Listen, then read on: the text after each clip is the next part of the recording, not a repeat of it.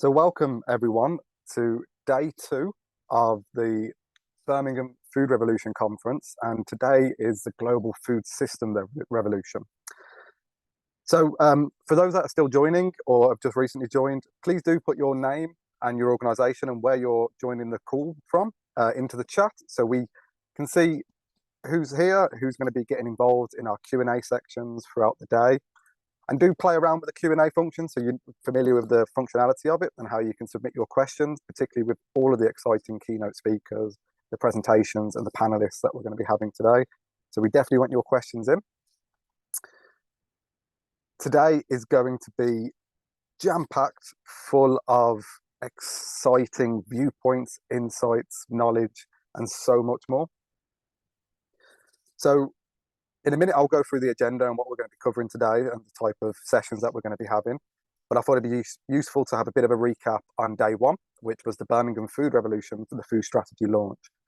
So yesterday was our first session of our 2-day event, and we had the opportunity to hear from our elected official, Council Mariam Khan, who's the Cabinet Member for Adult Social Care and Health at Birmingham City Council, Dr. Justin Varney, the Director of Public Health, and Sarah Pullen, who's the lead for the Food System Team, who you'll be hearing from Justin and Sarah a bit later as well, part of the keynote speeches today.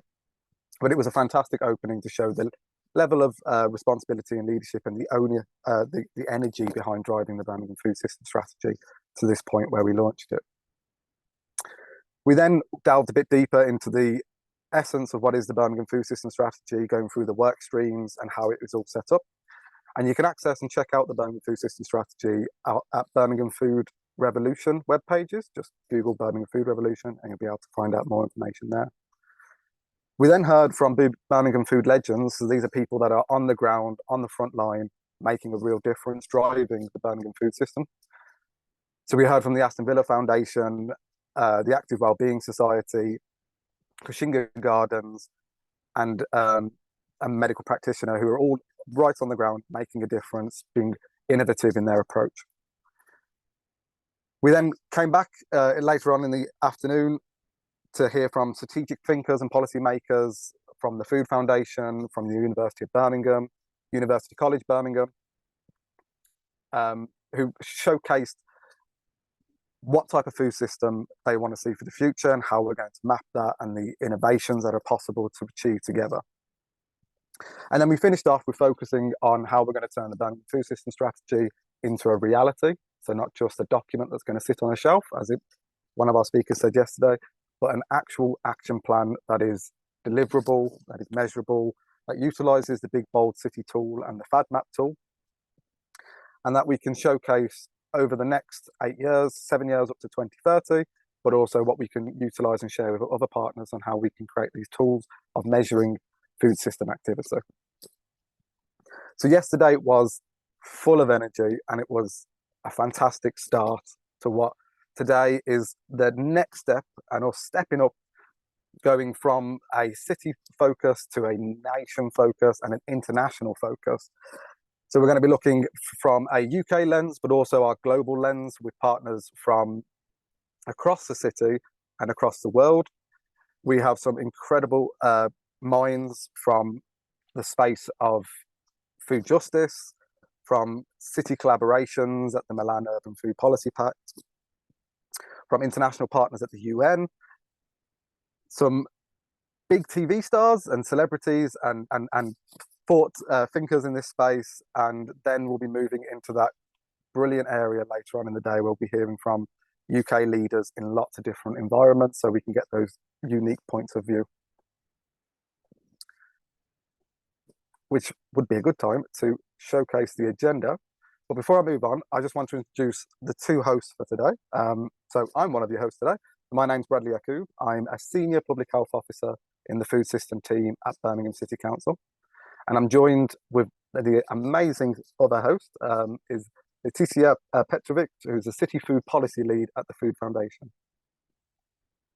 Thank you so much, Bradley, for this lovely introduction, and I'm very excited for the day ahead.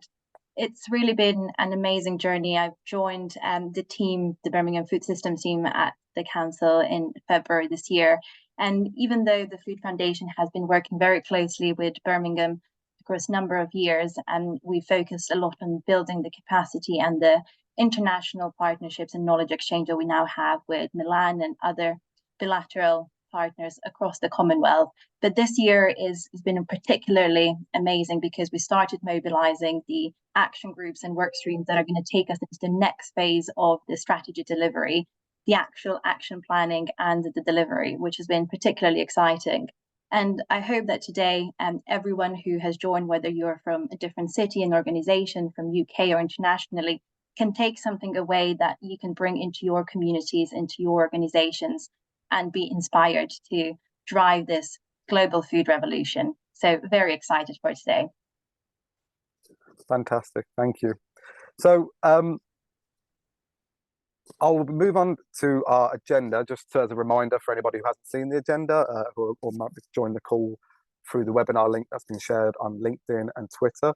And actually talking about social media, if anybody does want to post out today, please do. Our hashtag for the event today is hashtag Birmingham Food Revolution and hashtag Global Food Justice. So do share about the event and link through to it. So as I said, we'll just quickly overview the agenda for today because there is a lot going on with lots of amazing speakers. So we have a short introduction video that we'll be moving on to in a moment, which will just showcase the Birmingham Food Revolution, a very short one. Then we'll be moving into our opening keynote speakers, and we have 3 fantastic speakers to start the day in the right way. So we have Dr. Justin Varney, Dr. Chris Van Tulleken, and Sarah Pullen, who will be starting our session and giving us their insight into the global and national space of food systems. Then we'll be moving on to our UK Cities Uniting Through Urban Food Cities Network, which is a mouthful of an agenda title, but is an absolutely brilliant session. That's going to be led by Sarah and Letizia, who are going to be taking us through the work that's going on nationally and internationally in partnership with a few of the people on the call and led by Birmingham around the Global Food Justice Toolkit and also our hopes for the UK connections going forward. Then we'll have a quick break for everybody to stretch their legs and get a drink. And we'll be coming back at 12 o'clock to start looking around the world and having that international lens. So we'll be starting that session with Cecile from the MUFPP Secretariat. They'll be giving us some insight into what they do. Then moving into the global food justice space, where we'll be opening with a keynote speech from Dr. David Nabarro, and then coming to a panel of experts from across the international spectrum with Dr. Stuart Gillespie, Dr. Megan Blake, Professor Bhavani Shankar, and Dr. Busi Moyo. And that's going to be a very exciting panel. We have a lot to talk about in that space, so definitely have your Q&As ready for that. Then we'll have lunch, which will be a 30-minute break for us to be able to stretch our legs, get some nutritious and sustainable food into us, ready for our final panel, which is a big, exciting panel of lots of different viewpoints. So we'll be having Professor Martin White, Dr. Justin Varney, Alex Dole, Anna Taylor, Alexia Robinson, and Professor Munda Ram during our last panel of the day. And they'll be giving us perspectives from different points of our food system across the UK, whether that's business and economy, the wider system and national lobbying, from a local city leadership point of view, and also from a research angle. And then we'll be wrapping up at the close and hopefully going a review of the amazing 2 days that we've had and highlight some of the key aspects that will be going on throughout the day. So that's the agenda. You know your hosts for today, so we'll be on hand. And we also have a few others that are from the food system team that'll be keeping an eye on the chat and the webinar chat and the Q&As to help us out when we need. So do keep using the chat, keep talking, keep us engaged, keep talking to one another. So I will go on to our first video, which is our short revolution video. And then after that, we'll be coming back for our keynote speeches. Birmingham, the time for change is now. Join the Birmingham Food Revolution. We deserve to thrive.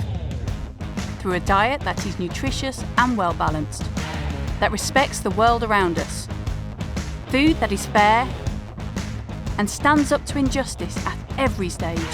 A revolution that empowers us, the people, to overcome the barriers that stand in the way of tasty, healthy and sustainable food. We support diversity and choice. We are resilient. We adapt, learn and evolve. We are here for Birmingham and to celebrate what food means to this bold city. United, we can build a food system where everyone will benefit.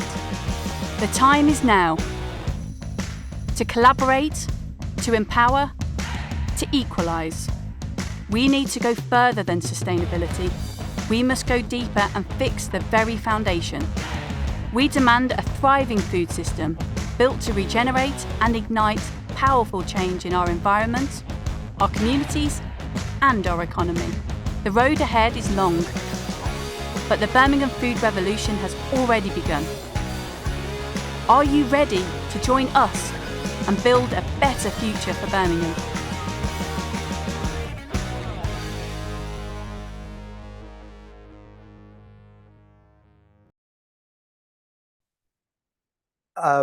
Hopefully that gives you a bit of an insight into the Birmingham food revolution. And as I said, do check out our websites.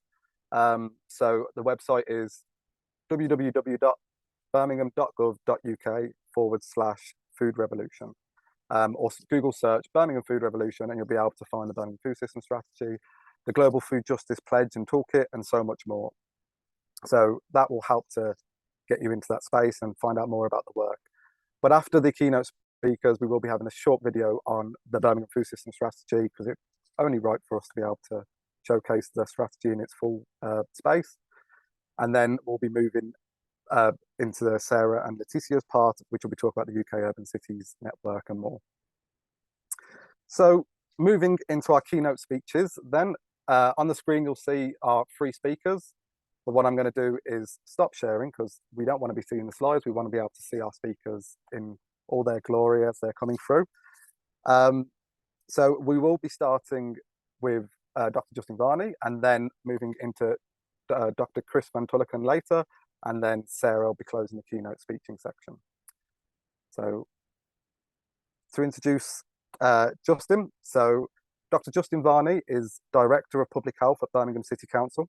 Dr. Varney leads by example when showcasing the importance of city leaders in steering the food system space and developing long-term change, and the power that cities can have to be able to direct and be able to influence on a national and international platform. Justin has represented Birmingham and Birmingham's global food system plan and hope for the world on multiple international stages, whether that's Milan or Montpellier to Chicago and Pune, with a commitment to try and bring cities to the table to shape a better future. So I will pass over to Justin. Great, thank you, Bradley. It's always awkward as a speaker listening to other people introduce you, but thank you. Good morning, colleagues. I'm, as Bradley said, Dr. Justin Varney. I'm the Director of Public Health for Birmingham City Council. And I'm conscious that, and really excited at how many cities are joining us from across both the UK, but Europe and the wider world to talk and share and learn from each other about tackling food systems and food systems work. But I'm also conscious that many of you won't have directors of public health in the same way that we do in the UK. So just to give you a context for my reflections, each local authority, each municipal council in England has a director of public health. We are a joint appointment between the municipal government and the national government. So I answer both to our elected members and to the Secretary of State for Health. And we are a multidisciplinary specialty in the United Kingdom. So although I'm a clinically trained doctor, we also have directors of public health who come from a more diverse and non-clinical set of backgrounds. And my job, in essence, is to protect and improve the health and well-being of about 1.2 million citizens who live in Birmingham. And that's a really broad portfolio of work, ranging from commissioning our sexual health services to running campaigns on things like physical activity and providing independent advice to our politicians and to other officers within the council. So that just gives you a bit of context for what I'm going to share today. But what I wanted to start with is saying how exciting it is to welcome you to our Global Food Revolution event today. There is a phenomenal lineup of speakers. I am so impressed with what the team has done, bringing together people from all over the world to share their wisdom with you and share some of the learning. And it's so important to me, and I think to all of us, to take joint action on the food system. We are relatively unusual in Birmingham in that our work on food is led through public health. And that's very much a reflection of the recognition that the primary causes of people dying in this city younger than they should are driven by diet and nutrition. We have issues with smoking and we have issues with physical activity, but actually diet and nutrition is up there as the drivers of coronary heart disease and of cancer, which are in our top 4 killers of people in Birmingham. So it is a public health issue to talk about food. It's also a really important way in which we engage with communities. Food is something that we celebrate through, it's something that we mourn, it's how we show love. It is really inherent to who we are as people and how we identify in our communities. So it is a really important part of how we connect with our citizens and engage with them as well. Today's event builds on a legacy that we've been gradually evolving since we were co-founders of the Milan Urban Food Policy Pact many years ago. And it was a delight in 2022 to host, alongside the Commonwealth Games, a Commonwealth Food Futures Summit. We were very fortunate in securing some national funding to work with the Food Foundation across the world with cities in different Commonwealth countries to share learning about how to improve the approach to food systems and how to truly create affordable, healthy, safe and delicious and diverse food offers for our cities across the world. And I certainly still reflect on some of the learning that we had from some of our colleague cities in India. Windhoek in Namibia particularly came to mind, around how they were encouraging urban growing, how they were tackling the issues of food waste, how they were facing the challenge of global food industries and the risks of colonization of international food trends into their cultures of food within their own cities, and how all of that was playing out in real time, and how as cities we work together to share and learn from each other. I mean, it's important that we recognise that over half of the world's population live in cities, and in every country across the world, we're seeing cities expand. We're seeing the nature of cities change and evolve, particularly in the post-pandemic world.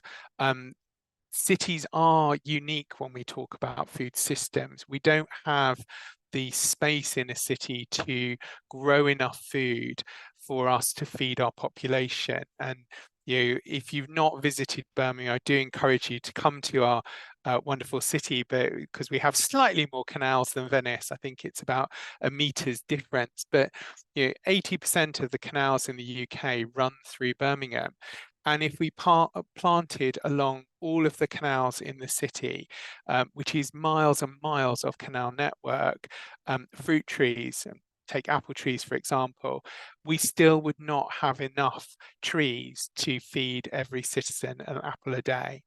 So it is an important part of the discussion we have around food systems in cities, is recognizing that cities are dependent on the wider regional, national and international ecosystem of food. But because we're cities, because of our population size, we have huge purchasing power. We have huge political influencing power. We have an opportunity to play a significant role in the narrative around food. Many of us through the pandemic in cities realised quite how fragile the just just-in-time supply chain is to disasters, pandemics, and disruptions. And I do want to give a shout out of gratitude to Milan, who were slightly further ahead of us in terms of the pandemic, being hit very, very hard in the first wave. And our colleagues that we worked with through the Milan Urban Food Policy Pact were incredibly generous in sharing those first few days and weeks impact on the food system and how they responded with food parcels and emergency food supplies. That gave me in Birmingham and the city about a 2-week head start, because we weren't far behind Milan when it came to the pandemic. But it gave us headspace to think about this as an issue and start to consider it. So I think it reflects the power of cities working together. Our partnership with Pune in India similarly has allowed us to both the cities navigate the influence of global fast food chains, the impact of ultra-processed, high-fat, high-sugar food on our food economies, and really start to share and reflect how can we as urban settings create different economic models to support small and medium-sized entrepreneurship in the food space. Because much as we can talk about the value of healthy, safe, affordable and diverse food, unless we get into the real grassroots of why is it that the food economies don't work to make that the most affordable, efficient, effective way of feeding people, then we'll forever be kind of pushing the rock up the hill. We have to get into talking about food systems in a way which works with business to understand that, and with policy to create environments in which we have an economically viable food system, as well as one which is affordable, healthy, safe, and delicious.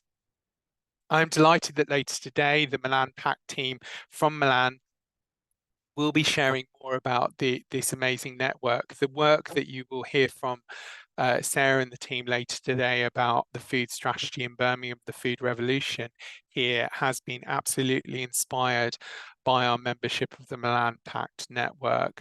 The reason we have this strategy is because while myself and the political lead at the time, Paulette Hamilton, were in Montpellier at a gathering of the Milan Pact cities, we heard that the work of Montpellier and other cities developing their food strategies, and she turned to me and said, how quickly can I have one? Birmingham needs this. And it then took us, because of COVID, a couple of years to develop and co-produce our strategy, but it was inspired by the cities that we heard and learnt from back in that meeting in the latter half of 2019 that has led to some of the work that you will see today. It's also because of this network and our role leading alongside Barcelona and Milan, the cities of Europe, in this space, that we have done really focused work on food justice in cities. And really spent time considering the evidence base and the role of cities responding to the challenge of food insecurity and food justice, both politically and operationally. And I'm delighted that also the team will share with you later on the Global Food Justice Toolkit that has been launched, that creates an evidence-based toolkit to support cities in how can we sustainably respond to the challenges of food insecurity, particularly thinking about these as growing pressures on high-income country-based cities, and the different paradigms that we have around food security driven by scarcity, affordability, and accessibility. So I do commend that work to you, and I hope that you will find the presentations, both from Milan and from my own team later on, really helpful. The other thing I want to share with colleagues, just as I come towards the end of my comments, is some reflections about how we respond as cities across the nations in which we are.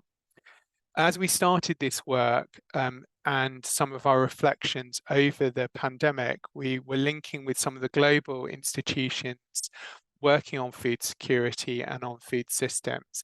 And it became very apparent that many of those conversations only operate at a global level or at a member state, at a national level. Yet, as the WHO and the UN have recognised, with over half of the population living in cities, cities need to be part of the conversation. And it's important as cities within our individual countries, we band together and create unified and joined up voices to influence up into national government and national policy. So I'm delighted we will be joined by other colleagues from the UK Urban Food Cities Network, which we're evolving in partnership with the Food Foundation, building on the work led by Sustain and the work of the Milan Urban Food Policy Pact to bring together UK cities working in this space so we can learn from each other, but also we can speak more powerfully together than as individual single voices. So I hope you will find that as inspirational as well as those networks start to present and share, because one of the key take homes for me in all of this space has been how much stronger we are working together than working in isolation. We won't always agree with each other, and it's important to recognise that in the context of the food debate. And I'm delighted that Chris Van Tulleken is joining us to speak after me. And having read his work, there is some spectacular thought in there, but it is also polarising, and there are many that disagree, and there are many who agree. The nature of food itself is it is diverse, and that as a sector and as a system, there are many views on what the right solution is. And it is only by working together, talking together, and engaging with each other that we will really move towards a more sustainable future for our cities and for the global food system in a way that can see us through the decades and the millennium to come. Because food continues to change the way we grow it, the way we transform it, the way that we eat it and consume it. Yet at the heart of this, it remains a fact that we need it to survive. And it remains a core part of our identity, our culture, and the way that we communicate and interact with each other. So I hope the events over today and the sessions that you'll be joining us for will inspire you to think a little differently about food systems, and the role of cities, both in your own country and across the world, in this important area of work. So up next, I'm really pleased that we're joined by Chris Van Tulleken, an infectious disease doctor, but someone who has really led some of the challenging conversations around ultra-processed food and challenging us to think differently rather than just accept this technology and go, yeah, it's fine, move on, and really start to question our food in a slightly different way. And he'll be followed by Sarah Pullen, who's from the Food Systems Team in the Public Health Department in Birmingham. He'll share some of our learning from our journey on the food strategy so far and the food revolution that we formally ignited yesterday. Cities have the power to change the world, and my hope that some of the conversations today will inspire more cities to work together through the global networks that we have established and to form new ones to make sure those voices are heard, but more importantly, to make sure that we are all working together for a better food system for the citizens that we serve. Thank you very much, and I'll hand back to Bradley. Thank you, Justin. And thank you for opening the section fantastically as always. So hopefully you'll stick around for a little bit longer. So if there is a few questions coming in, so we'll have them at the end. But I would like to welcome Chris next. So Dr. Chris Van Tulleken is the Infectious Disease Consultant, and he's also a author of the internationally best-selling book Ultra Processed People, and one of the BBC's leading science presenters as well. I mean, Chris doesn't actually need much of an introduction because you've become a bit of a household name, both here in the UK, but also around the world. But your book on ultra-processed food has really drew people's attention to the effects on our bodies, but also the planet around us. And I also just wanted to pull from your Twitter account, because I kind of felt that it was quite powerful for today, considering the people in the room, that if you struggle with eating, remember, it's not you, it's the food. And I think that's quite powerful considering the power we have as city policy makers and influencers, be able to get the system working for everyone. So I will hand over to Chris. Bradley, thanks very much. Can you hear me okay? Perfect. I'm at a friend's house on an unfamiliar Wi-Fi network, but it's such an honor to be asked to speak.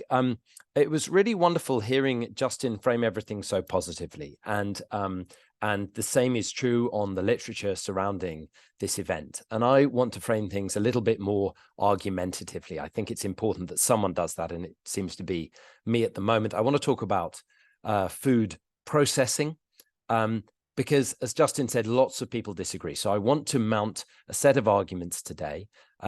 We broadly agree that there is good evidence that poor diet has overtaken tobacco as the leading cause of early death globally. And I want to argue that a poor diet is an ultra-processed diet.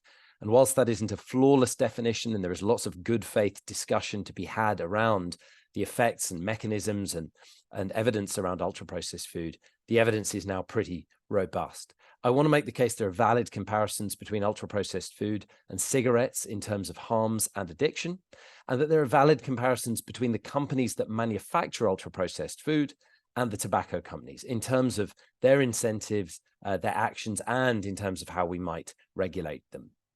Because if we are going to stop the national pandemic, but really the global pandemic of diet-related disease, which includes but is not limited to obesity, unless we understand that pandemic as being commerciogenic in origin, as being driven by commercial incentives, we will never stop it. If we think we can partner with the industry, we will fail.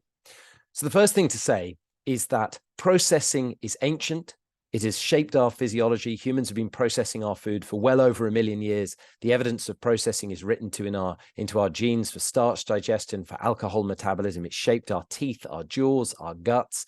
Processing is vital for human life. We're the only animals that have to process our food. Ultra processing is extremely different, and I'll come to that. Let's start by thinking about how we currently think about our food in this country. So we have this designation, high fat, salt, sugar. And you read a lot about that in the press. But if you look at a packet of food, it's not possible for a consumer to determine whether or not any particular food product is in fact high fat, salt, sugar. That information isn't on the food. Food is classified separately. And that's a designation that is very hard to arrive at. It's a relatively complex calculation. It's not possible for you as a consumer to figure out if a food is high fat, salt, sugar. What you do have access to is a traffic light system. And I frame the traffic light system as being the Cocoa Pops problem. So Cocoa Pops has 2 orange and 2 green traffic lights. The 2 oranges are for salt and sugar, and the greens are for fat and saturated fat. But everything about the packet of Cocoa Pops tells you that this is a healthy food for a child. There's a monkey on the box. It has lots of good signaling. And of course, it has no red traffic lights. Now, those traffic lights for salt, fat, sugar, and saturated fat apply to a 30-gram portion for an adult. Now, I've got a 6-year-old called Lyra, and she can eat 4 adult portions at breakfast, at which point all those traffic lights turn red. So the crucial thing, it seems to me, that we need to be asking about our food, at least when it comes to weight, is not if we restrict our portions, how do those traffic lights look? What will our intake of those harmful nutrients or beneficial nutrients be? It's how much do people actually eat?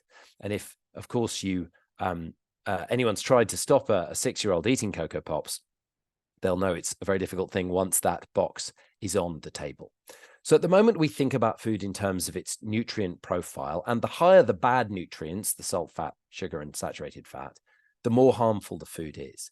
But actually, and I want to confine these remarks, at least initially, to a discussion of calorie intake, because that's the thing we think about the most. When it comes to obesity, what is it that affects how much of a food, how many calories people eat? It's not the amount of fat, salt, and sugar. One of the things that affects how much you eat is the ratio. So cooks spend a lot of time balancing salt and sugar, but they'll also balance acid and sourness and bitterness into that mix.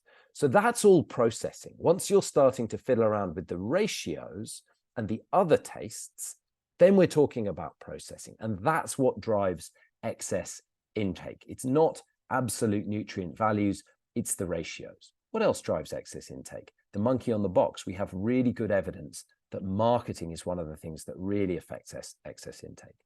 But if we take that bowl of Cocoa Pops and instead of adding milk, we add oil, or we add more butter, or we add even more salt, or we add another 10 spoonfuls of sugar, the cereal doesn't get more delicious. In fact, Lyra will eat less of it. So the palatability of a food is what affects calorie intake. And a really easy thought experiment is to consider a glass of water. None of us ever add sugar to water. If you just add sugar to water, it becomes less, not more palatable. The only way you make that sugar water palatable is to add flavoring and phosphoric acid and fizziness and coldness. And at that point, you have an addictive product. That's how all fizzy sodas are made. So when it comes to what determines intake, it is not that we consume bowls of lard mixed with salt, mixed with refined sugar. We have to flavor things. We have to texture them. We have to market them. And that's all ultra processing.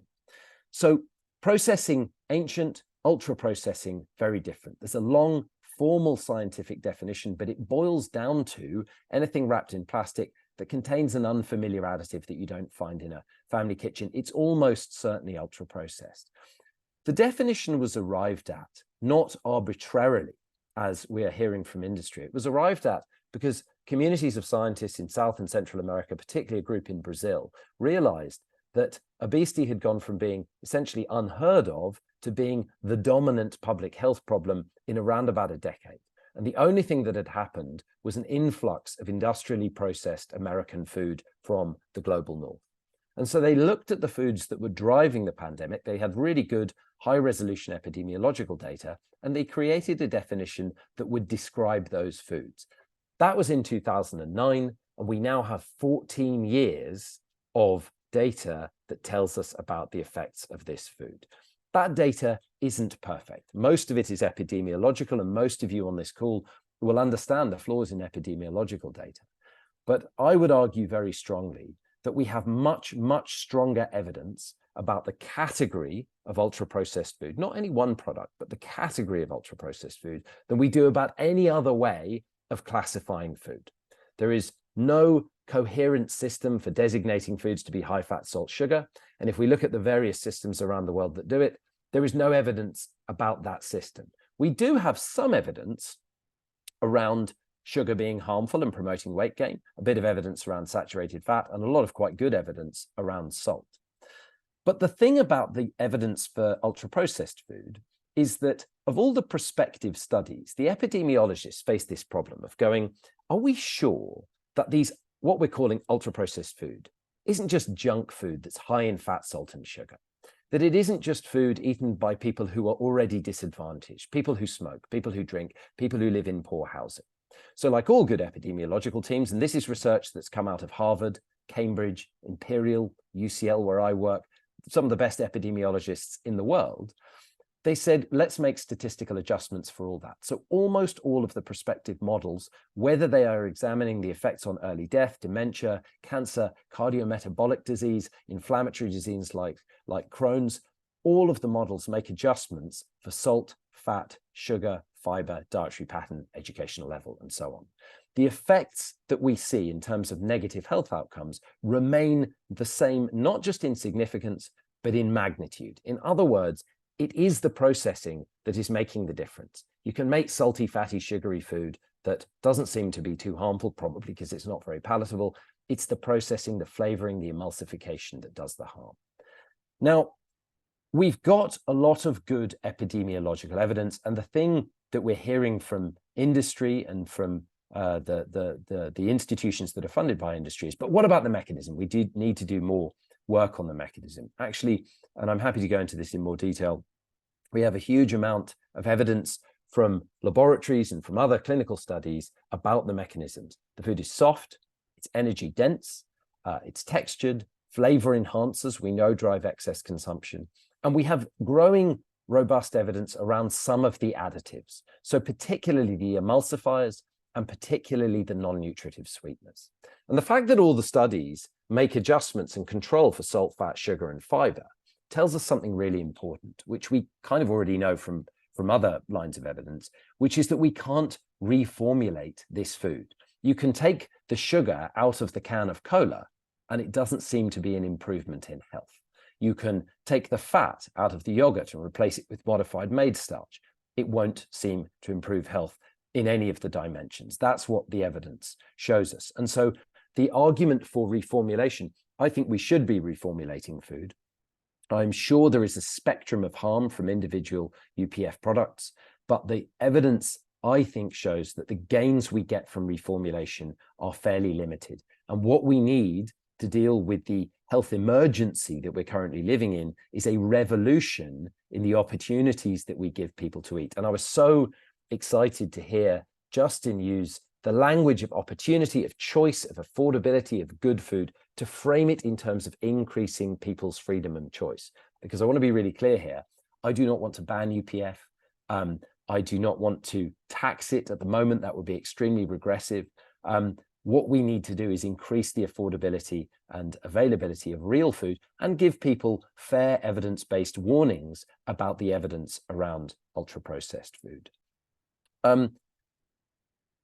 You may have read some headlines in the last few weeks. So there was a press release that came out last week, a couple of weeks ago, saying that ultra-processed food is not always bad for you. And I'm going to quote here from New Scientist magazine. UK officials have dismissed recent concerns that highly processed food, or UPF, is automatically unhealthy because of the way it's made. Now that briefing got an awful lot of covering. It came from the Science Media Centre, not from UK health officials speaking on behalf of a UK health institution. The Science Media Centre purports to be an independent, evidence-based institute that is all about providing evidence-based information about science and engineering. They get funding from Nestle, from Procter & Gamble, and from Food and Drink Europe, all of whom manufacture, of course, ultra-processed food. Their position statements on UPF have always included a majority of voices who have individual conflicts with UPF producers. And they are a really significant voice. And they never, in any of their press briefings, include any of the people from around the world who do believe the evidence around UPF. And I'll come to them in a moment. The other big voice in this discussion is the British Nutrition Foundation. Now, the British Nutrition Foundation is majority funded by companies like Coca-Cola, Mars, KP, Tate & Lyle, Pepsi, Tesco, McDonald's, Cargill, and Nestle. The British Nutrition Foundation had a healthy eating week this year, which was sponsored by, amongst others, Coca-Cola. Now, you cannot have an institution that claims to be advising on policy, giving independent advice, and have an interest in public health when they have a healthy eating week that is sponsored by a company that profits from driving diet-related disease. These conflicts of interest are at the root of the problem. We have a library of data that shows when industry funds science, when they fund institutions, it creates bias, which we should probably more properly call corruption a lot of the time. And we specifically know in food that when industry fund food studies, you get very, very different outcomes. I want to finish by saying, well, who does believe the evidence? Because we can go toe-to-toe on epidemiological studies and evidence all day. And gradually, I think the rest of the world seems to be coming around to this much quicker. UNICEF now avoid all partnerships with ultra-processed food and beverage industries. They take no money from them. We have research groups at Harvard, Cambridge, Imperial, UCL, the best universities in the world, all of whom are seeing this evidence as extremely robust and who are using the definition. And more importantly, we have a lot of foreign governments doing very progressive things and giving clear advice. So we have France, Canada, Ecuador, Israel, Brazil, Belgium, many countries in South and Central America, all of whom are advising their populations fairly gently to try and reduce their food intake. For me, the solutions we need are, and this is what is so brilliant about this discussion yesterday and today, we need structural solutions. We don't need individual solutions. We know this is nothing to do with people's willpower. We have to learn the lessons of tobacco control. We need to understand that the people who work in the food industry are decent, honest, noble people who want to make the world a better place. They are constrained by financial incentives, which we can demonstrate very clearly, and they have very little ability to change. The most important first step is that industry money is dirty money, and none of our charities, none of our activist groups should touch it any more than the British Lung Foundation would take tobacco industry money. We need to put a warning in our national guidance, have marketing restrictions, and most importantly, we need policies that tackle poverty and increase the availability of good food. Thanks very much indeed. Brilliant, thank you, Chris. And yeah, as you started, we started off in a celebration, and you've brought the revolution element, the platform, the argument for us to kind of move with. And considering some of the people on the call and our partners with the Food Foundation and others, it's exactly what this event should be about, that we both do the celebration of the action that is happening, but still keep challenging the system and keep starting these discussions, calling out system problems for what they are. So brilliant, thank you. If you can stick around, we'll move on to Sarah, and then we'll bring all three panelists back for a bit of a conversation, and there is questions coming in, so we'll share the questions. So our last speaker this morning is Sarah Pullen, leader of the Food System Team at Public Health Division for Birmingham City Council. Sarah took over the Food System Team, took control of the Food System Team when it was first started back in late 2021, and has been driving the food momentum here in the city. Sarah has the ability to inspire and energise people from all backgrounds to take action and to feel empowered and to be honest and be pragmatic in their approach. And her knowledge and skills in food system work and applied behavioural science has been instrumental to our local, national and international movements, whether that's the Global Food System Toolkit, presenting at Bordeaux, driving a fantastic speech at the London Symposium, and many, many more. So I will welcome Sarah. Thank you very much. And I also want to share a very personal thank you to Chris, because he has genuinely inspired an entire generation of kids with Operation Ouch. When my 9-year-old came in a few months back saying that she got a hair stuck in her epiglottis, I was like, sorry, what?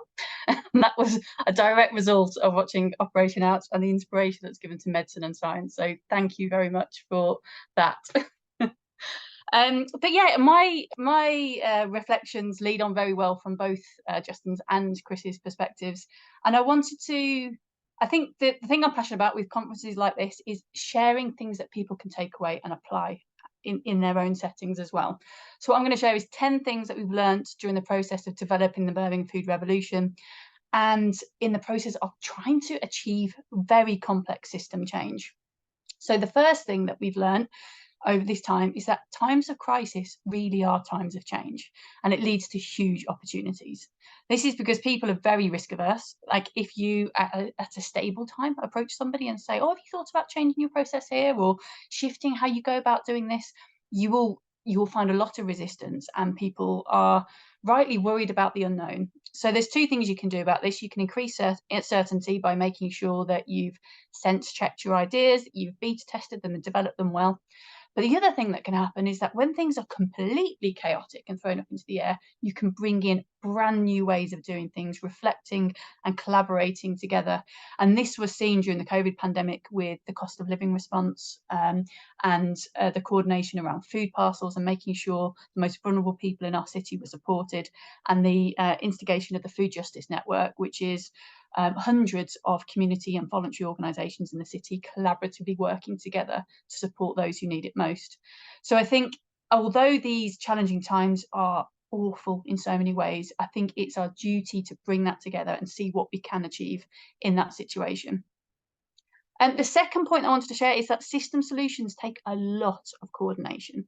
So we are incredibly fortunate in Birmingham that our team, our entire purpose is to look at the food system. We're not looking at one aspect of it, we're looking at the coordinated approach. And what we've discovered through our conversations with people across the city is that no one is ever the villain of their own story. Then if you see somebody doing something that you disagree with, why are you selling that? Why are you doing it this way? It's easy to think, oh, it's because they mean to. Like, no. Literally everybody I've met supports the principles of the Birmingham Food System Strategy about supporting nutrition, environmental sustainability and economic growth, and supporting ethical approaches. But what is actually the problem is that these individuals have very little power over their part of the process. The section that they're involved with is just one part of a much bigger system, and actually even to change something that they're involved with, for example, a caterer in a kitchen and what they're cooking, you've got to involve the entire system, all the way from the people who decide the procurement rules around what food can be purchased, how things are farmed, how it gets delivered, and all sorts of different things. So I think it's important to recognise we need to coordinate our priorities and have the relationships in existence so you can take advantage of opportunities. Because if we can make sure that, for example, changing school meals coordinates with people who want to do it for environmental reasons, saving budgets, looking at allergens, supporting nutrition, and if we do one change in schools that shifts the entire menu by coordinating these different priorities, we'll have much more of an effective change. The third thing is that systems are made up of people. And I know this sounds obvious, but I think sometimes people forget, like, we are not an entity that of the organisation we're in. There are literal individuals in each of these places that we want to speak to at every area of the system, that we want them individually to do something a little differently.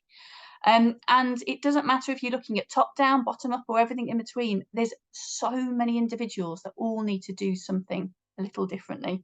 And if even one of those people isn't on side, the whole process that you're trying to implement or whatever you're trying to do will fail. So it's really important to engage with the individuals that you're actually expecting to make any changes.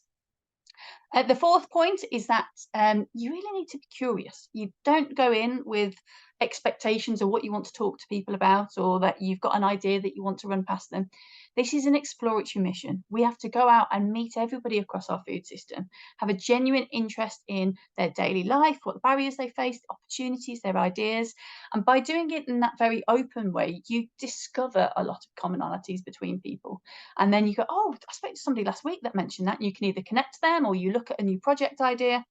And I think developing the Birmingham Food System strategy has been an absolute joy, because we've had the reason and the purpose to go out and just ask them to tell us about their part of the food system and what they see the opportunities are. And I think there's huge amounts of things we can achieve as a city as a result of that approach. Fifth is we need to challenge assumptions and ask why, because there's a lot of times things are proposed and first of all you have to check, is that actually true? I mean, Chris alluded to some of that before, like even when you've got researchers or policy recommendations, we need to look at things from lots of different angles to work out that nothing's ever clear cut. We need to understand what the real truth is about issues. But also, if it is true, we've got to ask why. For example, one of the things that often comes up is people saying, oh, organic food is expensive. And then when you actually look at why is it expensive, it's not actually about how it's produced. It's the fact that you need investment in growing methods. You've got economies of scale that come from like the more intensive approaches. There's logistics and distribution. There's middlemen and supply chain actors and so on. So I think once you understand why things are a certain way, like why certain foods are expensive, you can start looking at quite inventive ways to tackle that challenge. Number 6 is that it's really important to utilise behavioural science to explore food system solutions. I mean, I know I sound biased because my background is behavioural science, but honestly, it throws such a different lens on everything you're trying to do. So there's things like Susan Mickey's COM-B model, which is quite a useful, simple model that anyone can get behind, which explores basically any behaviour that you expect someone to do. They have to be capable, they have to have the opportunity, and they need to have the motivation to do that. And when you look at it through that lens, you start to identify potential barriers and facilitators. And it's also important that that model is applied to people, not to an organisation, not what drives the overall strategy of an organisation, but SAPPAL and procurement, for example. What does he care about? Like, what motivates him? And I think when you start looking at things through that lens, you have a very different approach to the types of solutions. Because, for example, sometimes people just need support, that they're time poor and they just want some support pulling together the evidence and know what wording to put in procurement guidance, for example. And that's a very different solution to trying to get the director on board. So it's important to look at that perspective. And the other side is top-down doesn't lead to motivated staff. If you want genuine, revolutionary, completely transformative change that is embedded in absolutely every action that takes place, the people who are delivering and operating these systems needs to have bought in and believe it too, because they will see endless opportunities to make additional changes. If they're shifting a menu, they go, oh, we could do this now. We're not there to tell them to do that. They need to be inspired and want to do that at that moment. And social norms are key, because if you're asking the first people to do an action, like it's not been done before, they're the first 2%, it's a very different narrative to bring them on board than it is if 50% of people are already doing it and they're going, oh yeah, this has been tried and tested, I can get on board. And Damon Centola found that 25% is a tipping point in social norms where momentum will snowball and you can get large-scale social change. So if you're getting closer to 25%, I would say focus on the people that will bring you up to that point, and then the people who are hard to convince will come later when the momentum builds. Number 7 is you need to focus your efforts on open doors and where you actually have power and influence. We all have limited funding, we have limited staff, we have limited time, and there's lots of big issues out there that we want to tackle, but we really need to look at the evidence-based sound approaches and then follow the passion and the energy within the system. Because if you're pushing against a closed door, you won't get anywhere. You could spend an entire year on that and make literally zero progress. But if you can actually focus on the biggest opportunities for success, if you could just facilitate and overcome a little barrier, then suddenly that's overcome. We need to be thinking about the actions we're taking based on where we've got the opportunities to achieve things. And that's not because some issues are more important than others, it's because there are endless important issues. So the only way we can build momentum is by thinking, okay, what things can we do quickly, and then be continuously working on the harder ones in the background too. We also, number 8, we need to fundamentally change processes, because anything that can be dropped will be dropped. I've been involved with plenty of behaviour change programmes, ones that are dropped into schools or somewhere else. And what you see is if somebody has come in and plonked something in, it will be taken out just as easily. It's not embedded, it isn't part of what they do. They'll happily deliver it, they'll give amazing feedback, they'll say, oh, that was the best intervention ever. But it's not theirs, they don't own it, it's not part of what they do in their daily life. So what's really important is that you account for the fact that momentum typically fades after 6 weeks. So you either need to have something new that you drop in and it's planned to last 6 weeks, and then you'll have a new thing that comes like 6 months later, a year later to reignite it, or you just create a new way of doing things. So if you're developing a new process, you need to shift the way that it's done so it can't be dropped. Number 9 is that policy is just the beginning. So just as much time, if not more, needs to go into the implementation. So we need to think about not just what we want people to do, but how. How is this going to be communicated? How are you going to account for the fact that there's always staff changes, staff turnover, people come and go? How are you going to make sure that that's still in place after that's happened? And you need to break the process down into individual actions and plan how to make sure each one of those happens.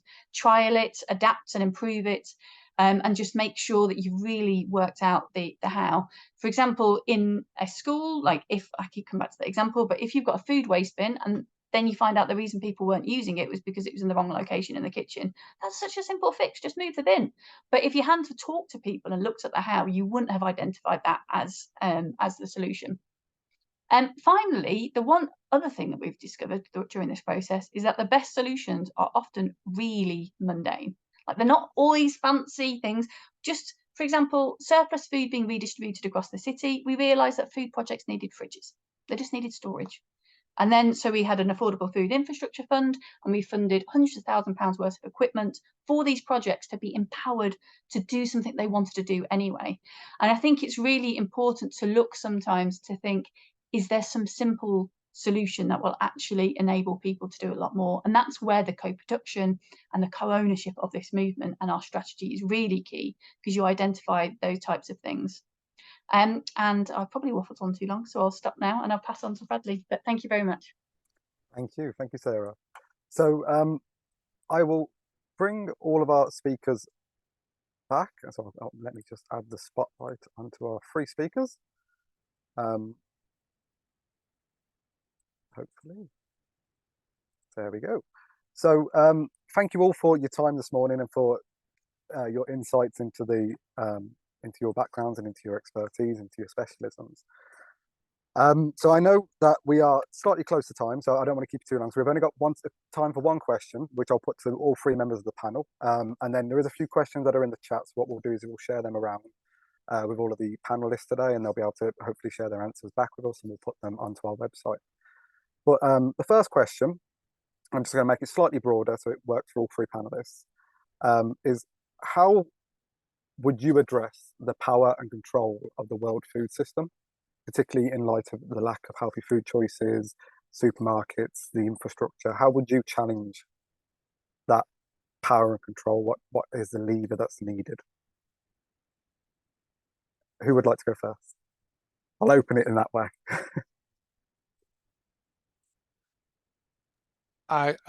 Chris, do you want to jump in? You're unmuted at the same time, but no, go Justin. Go. Obviously, I can bang on about this all day, but you go, and I'm itching to speak. Sure. So I and colleagues, as a civil servant, I am restrained in what I can and can't comment on, which is why it's such a pleasure to have Chris on the panel, because there are limits to where we can go when it gets political. But I think it's a really important question, Bradley. I think there are, if I can say, three short things.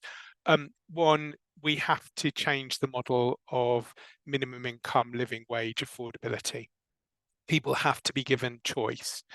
Two, the more we do globally, so that is an informed choice, because ultimately commercial business relies on there being a market to buy their product.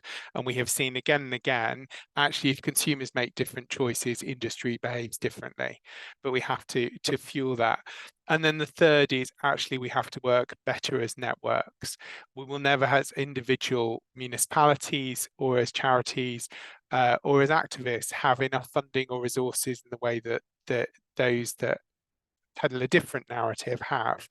And therefore we have to work together. So it's raise minimum wage, raise minimum income, inform and empower, and work together. Thank you. Chris? I think how we frame the argument is as important as what we say. So I'm very careful to use the language of the political right and left. We need to frame things in terms of freedom, choice, opportunity. People need freedom from misleading marketing. They need choice of healthy food. The umbrella thing, and I'm sorry, Sarah and Justin both have said this. This is a fight about poverty. People without money eat very different foods to people with money. Essentially, people with low incomes are forced to eat terrible food, however we define that. We all know that. And so that has to be a kind of overarching thing. I think from my perspective, one of the most important things is to make the argument that everything I am proposing, and I work within a coalition of UNICEF, the Lancet, Bloomberg, the British Medical Journal. Like there's a community of quite serious people of whom I'm a very minor player. All of what we're asking for is quite light touch regulation. It's all absolutely compatible with vigorous economic growth. We don't want to put any companies out of business. All the sectors we've ever regulated, from aviation to pharma, have seen productivity and employment and economic growth and equity value increases following regulation. So this is not neo-Marxist, it's not anti-capitalist, it's not creeping socialism. This is about protecting people from predatory corporations. We need to frame the food industry as the tobacco industry. The food industry and the tobacco industry were the same thing in the 1990s. The tobacco industry owned the food industry and they spun off the food. The food is now more harmful. So we need, perhaps the most important thing is, when politicians tell populations what to do, if that anticipates where the population is, it always fails. People, I never tell anyone what to do. I don't care really what people eat. I have an interest in people's freedom and ability to choose what to eat. And we know actually that when people can choose healthy food, they almost always do. So for me, it's about creating a mandate in a population and making people angry. People should feel furious. Shame has a limited role, but I have started to call out the institutions and individuals who I think are in good faith partnering with food. They're not bad people, but they do need to understand you cannot solve and create a problem at the same time. You can't profit from creating diet-related disease at the same time as you claim to be solving that problem. We need all of us in this 2-day period to see ourselves as having a regulatory role. And that means financial independence. Doesn't mean we don't speak to industry, doesn't mean we hate industry, we just cannot take their money. Thank you very much. And Sarah, if you want to come in quickly, because I know you've also got your section in a moment. Yeah, I think my summary is that just that collective movement from very different perspectives is really essential, because our collective voice is much more powerful. And I don't mean within people with the same perspectives already, I mean completely cross industry. So I think that's what we've been trying to achieve in Birmingham, and also that local voice. So as you know, I can talk about that forever, but I think that's something we can do as a city to support this overall approach. Brilliant, thank you. Thank you to all of our speakers. Thank you, Dr. Justin Varney, Dr. Chris Van Tulleken, and Sarah. So Sarah's going to be sticking around because she's going to be doing our next session. But thank you to both of you. I know you're both busy. If you can tune in later, please do. But we will be putting the session up on YouTube in the future, so do check out the rest. Thanks so much. It's been a real honour to join. Thanks a lot. Thank you. Thank you. Bye now.